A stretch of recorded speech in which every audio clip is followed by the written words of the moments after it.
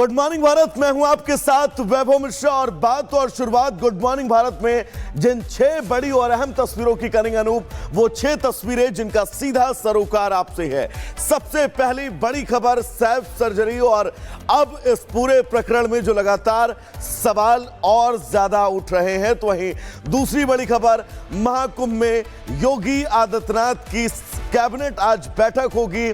मुख्यमंत्री योगी आदित्यनाथ कैबिनेट के साथ कुंभ स्नान भी करने वाले हैं। तो वहीं घुसपैठ के खिलाफ अब महाअभियान लगातार न सिर्फ दिल्ली में बल्कि महाराष्ट्र में भी अब चलाया जा रहा है। तो दिल्ली से मिल्कीपुर विधानसभा चुनाव, दिल्ली विधानसभा चुनाव जिसको लेकर अब सियासत भरपूर होती जा रही है।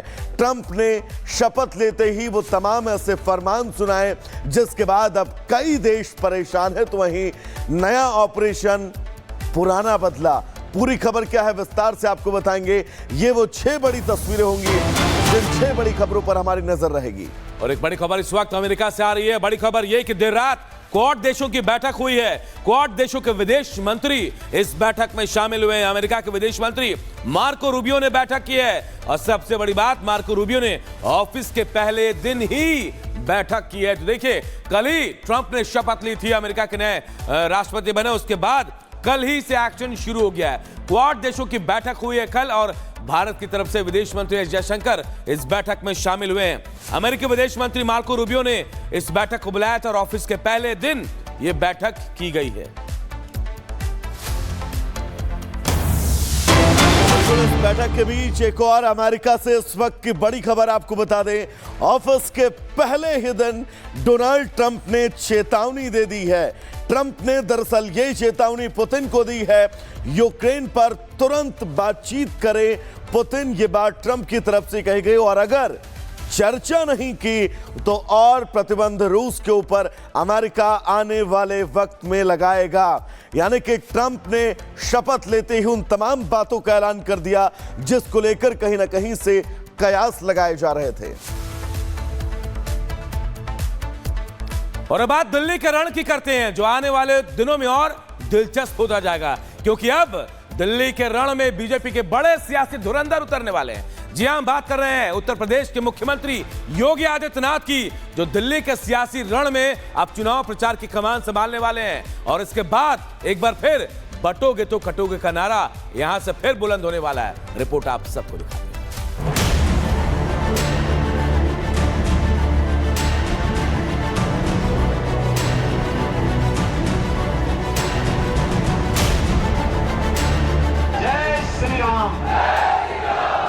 दिल्ली विधानसभा चुनाव में भी बटोगे तो कटोगे के नारे की गूंज सुनाई देने वाली है। राजधानी के चुनावी रण में सीएम योगी के उतरने की घड़ी आ गई है।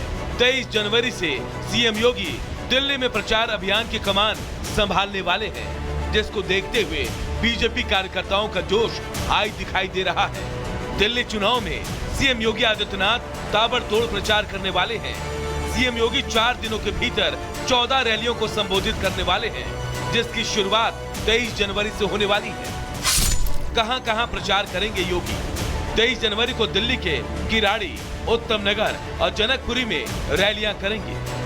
इसके बाद 28 जनवरी को मुस्तफाबाद, गोंडा, शाहदरा और पड़पड़गंज में योगी की जनसभाएं होंगी। 30 जनवरी को सीएम योगी महरौली, आर के पुरम, राजेंद्र नगर और छतरपुर में प्रचार करेंगे। और फिर 1 फरवरी को वो पालम, बिजवासन और द्वारका में रैलियों के जरिए बीजेपी के पक्ष में वोट की अपील करेंगे। दिल्ली के दंगल में सीएम योगी को उतरने से पार्टी के कार्यकर्ताओं के साथ साथ बीजेपी उम्मीदवारों का उत्साह भी चरम पर है। दिल्ली के कई विधानसभा क्षेत्रों में सीएम योगी के पोस्टर और बैनर भी लगाए जा चुके हैं। चुनाव प्रचार के लिए सीएम योगी की भारी डिमांड के पीछे उनका शानदार रिकॉर्ड रहा है, क्योंकि सीएम योगी ने अब तक जहां जहां प्रचार किया वहां बीजेपी का सक्सेस रेट शानदार रहा है।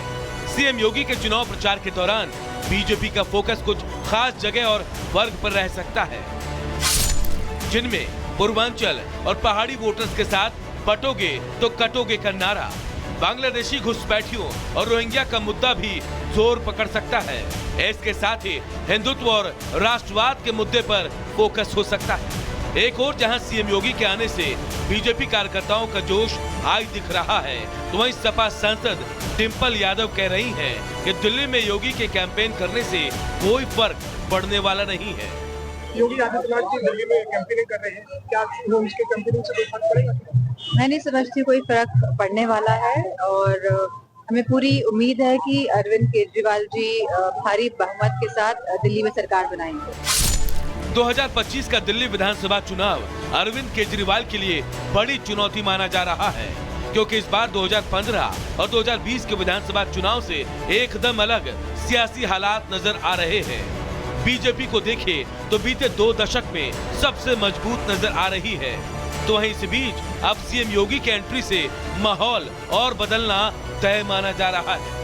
केजरीवाल को दिल्ली की जनता 10 साल तक सेवा करने का मौका दे चुकी है और केजरीवाल के वादे ही अब उनकी राह का सबसे बड़ा रोड़ा बन गई है, क्योंकि इनमें से कई वादे सिर्फ चुनावी रैलियों तक सीमित रह गए, जिसके चलते इस बार सत्ता विरोधी लहर और बीजेपी का आक्रामक रुख केजरीवाल का चुनावी गणित बिगाड़ सकता है।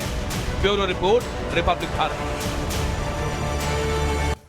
तो दिल्ली वासियों को इंतजार है, मुख्यमंत्री योगी आदित्यनाथ जब उनके बीच होंगे प्रचार प्रसार करते हुए नजर आएंगे।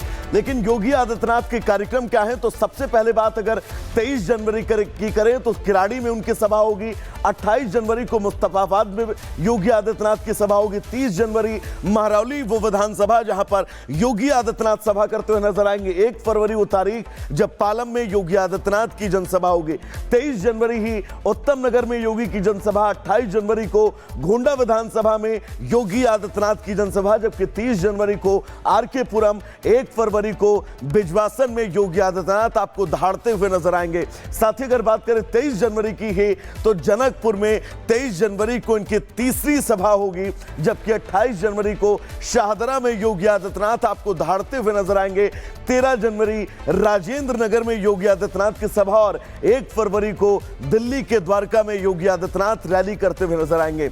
23 जनवरी को जनकपुर में योगी आदित्यनाथ की रैली है, 28 जनवरी को पटपड़गंज विधानसभा में योगी आदित्यनाथ का कार्यक्रम है, 30 जनवरी को छतरपुर, 1 फरवरी को द्वारका में योगी आदित्यनाथ की रैली होने वाली है। और बीजेपी ये जानती है कि योगी आदित्यनाथ जिन सीटों पर प्रचार करते हैं शानदार स्ट्राइक रेट रहता है।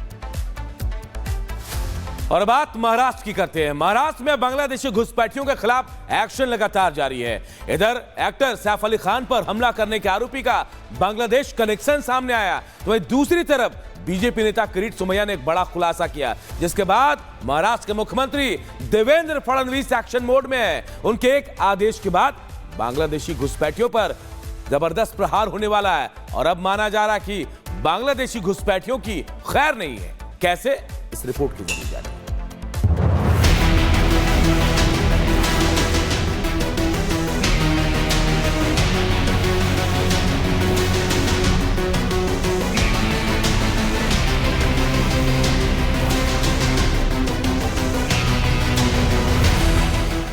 पुलिस के शिकंजे में ये वही शख्स है जिस पर फिल्म अभिनेता सैफ अली खान के घर में घुसकर हमला करने का आरोप है।